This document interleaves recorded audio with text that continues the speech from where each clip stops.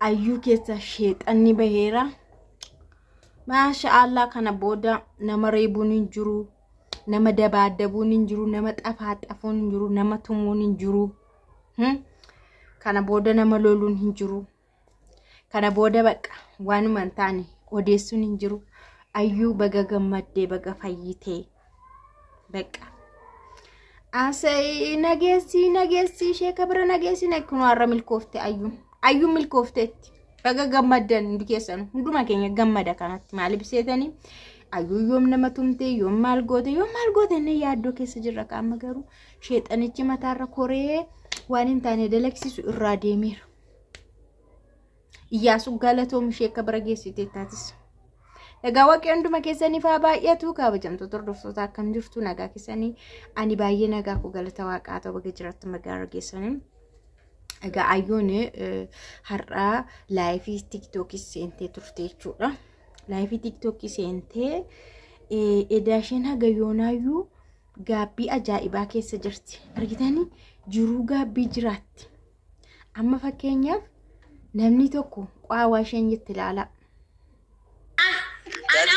Ayyuun dogongortee nama jaasi qabutti seente ayyuun dogongoraan jaalalatu ishii dirqisiise.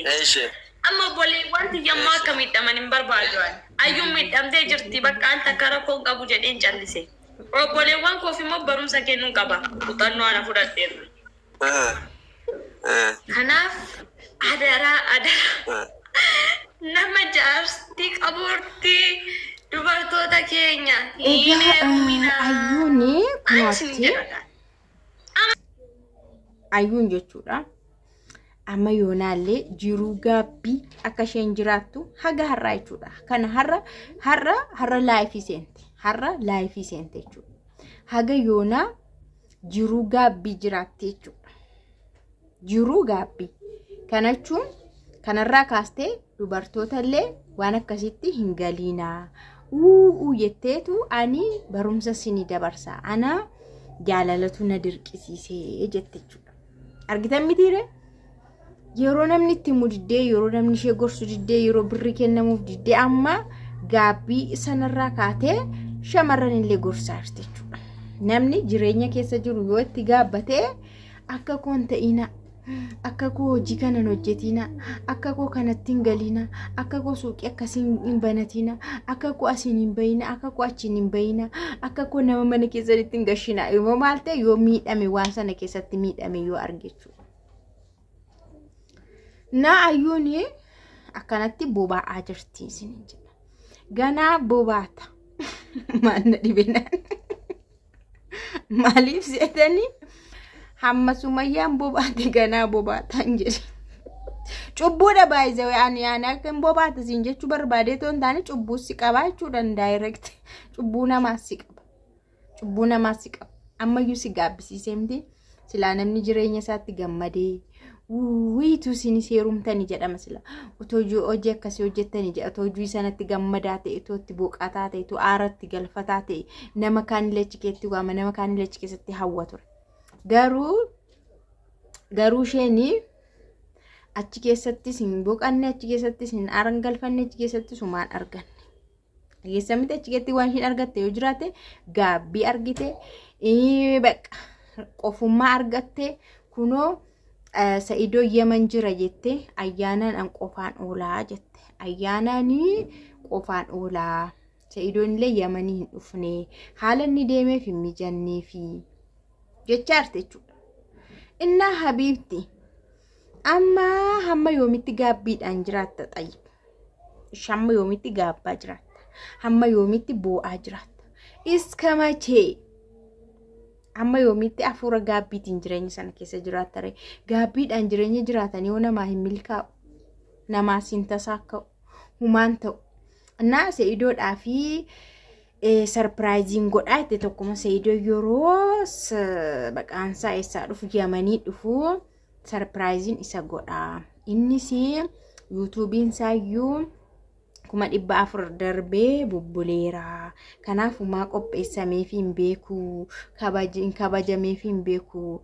Kanaaf iyyuu yeroo sanatti surprising godha Sa'idoon kee yeroo Yemanii dhufu sarpiraayiziin qopheessaa fi achumaa kabajaa yuutuubiin isaa 400 galeeni sarpiraayizii isa godhaa jetteetti.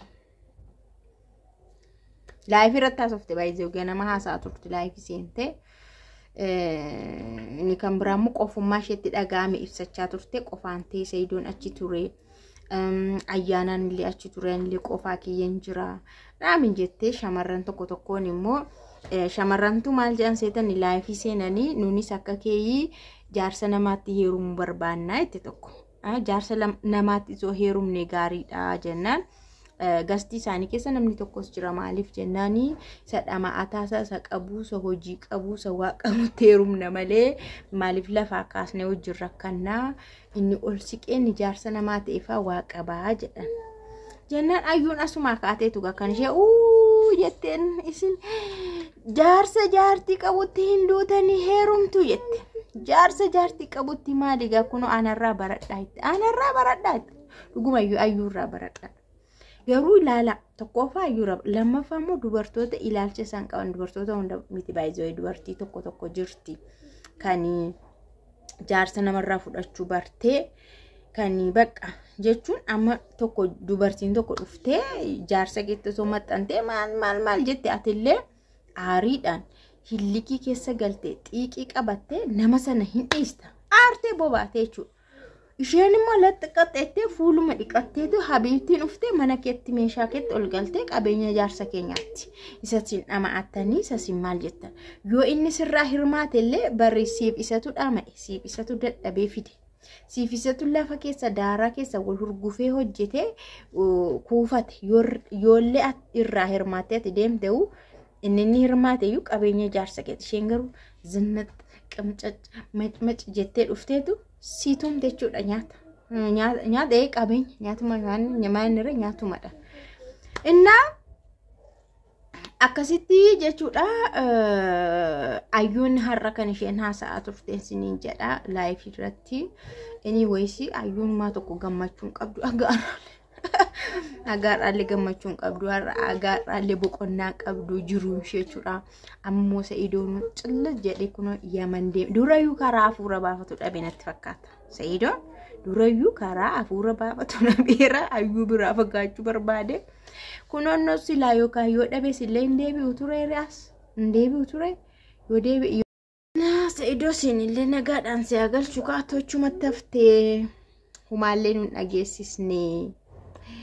Waan hundumaayyuu huma si eegnaa humaa dhagaan jirru humaa argaan jirru yookaan immoo dhabees jettee dadhabees jettee humaa tokkoyyuu naan taane jettee sin galle achumatti haftee